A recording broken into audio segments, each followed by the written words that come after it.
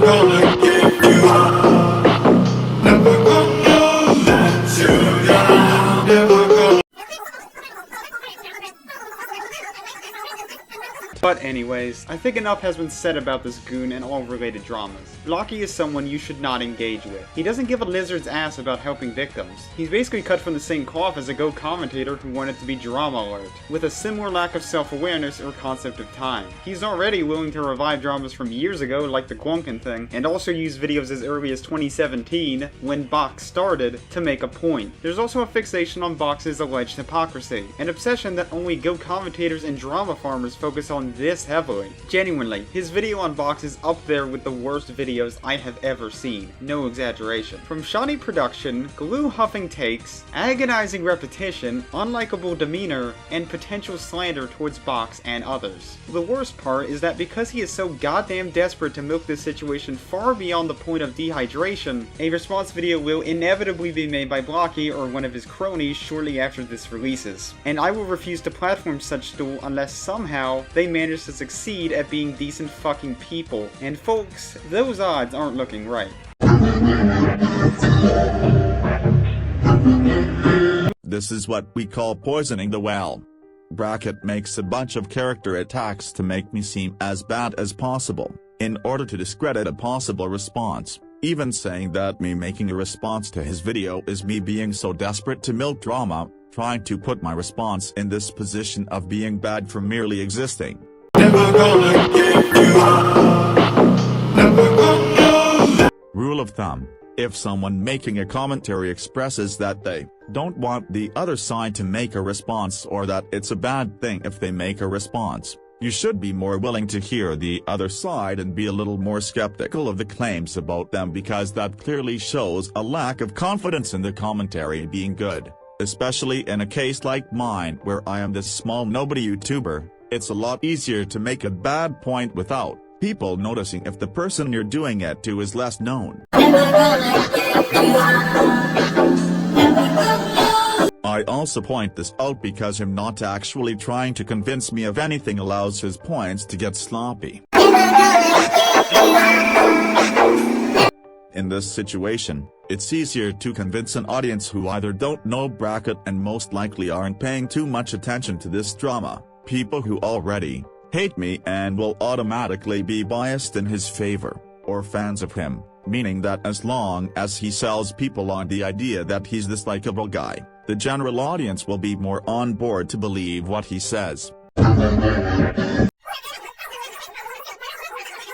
Bracket makes a laundry list on why YLG is a piece of shit, but it's not very convincing to me, someone who won't automatically believe Bracket based on word of mouth. And that's due to the figures involved in the narrative. Mentioned in the previous clip was a guy dubbed.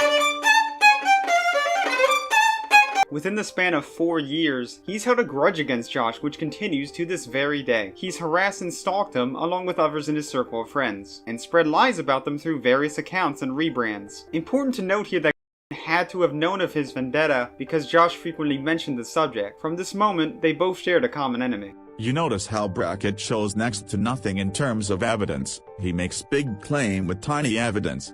The closest thing to evidence we get is Bracket showing one channels for the claim of them spreading lies, but it's not good evidence since it just shows video titles and thumbnail, not points he makes. This is especially true because titles don't make points.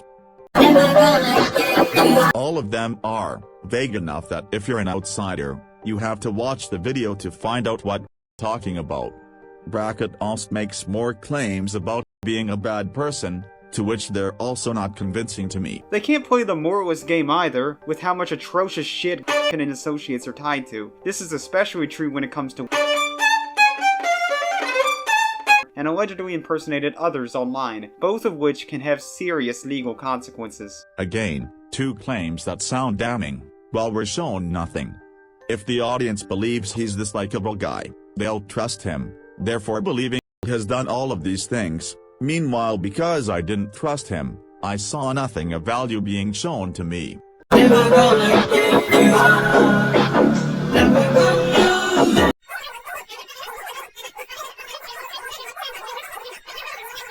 surprising. So when this one degenerate draws fetish art out of fictional children, it's pedophilia.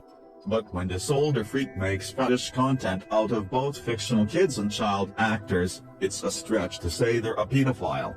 It's even worse because Package is chill with some Go Animate freak that dedicates his channel to making sexual content out of kid characters like Caillou, Elmo and Bling Bling. Boy. Okay, what? Yeah, we're going there. Blocky has a bone to pick with the GoTuber Pappy Animate, essentially a satirical channel who uploads absurd comedic Go Animate content. Some of it does involve characters who are canonically children doing acts. You could call that questionable, dubious even, to include. Though frankly, I think it's a stretch to call these smutty in nature, especially given their ridiculousness and the comedic slant Pappy's videos typically have. As far as those themes go, it's more in South Park tier than, well, Big Mouth. But I'm not here to debate the ethics of Elmo a giant tomato. What the fuck?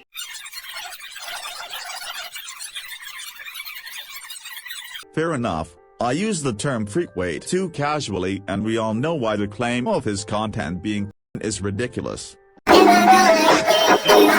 However, notice how Brackett never played that clip of Box arguing Henry's art wasn't a joke due to art style.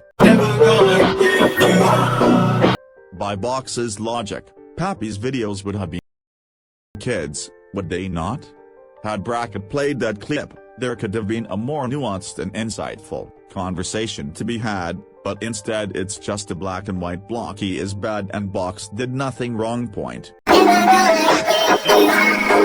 Which is a damn shame, because I agree I was a retard, but I disagree with this not being an inconsistency on Box's part. This is also something that was done when discussing the Josh accusations. I agree I was a retard, but Brackett could have made a damn good point about how Box's response could lead someone to believing Josh is a predator, and yet he didn't go for it. Never gonna give you up. Never gonna let you. So, thanks for that. What if I told you he defended his 17-year-old friend flirting with a 13-year-old? Yeah, Packboy made a video calling out someone, and by the 1-minute mark, it becomes about grooming allegations being made toward his friends. For those not in the know, there was a former member who found his way into circles Box and friends were in named After some very concerning behavior, he was kicked out of Box's and all other related Discord servers. Around this time, would make grooming accusations against two people who were tied to Box in some way. The first accused was Albertronic, who was engaging in tickle RPs and DMs with and the second one, named Cool Sweetie Josh, is claimed to have flirted with the victim. Just to make things abundantly clear, I'm not defending the actions of either two. However, the way told the story falls close to gaslighting territory. Neither party was made aware that he was 12 to 13 at the time of both incidents. The case against Albert was more reasonable to accuse of grooming, even if he was only 16.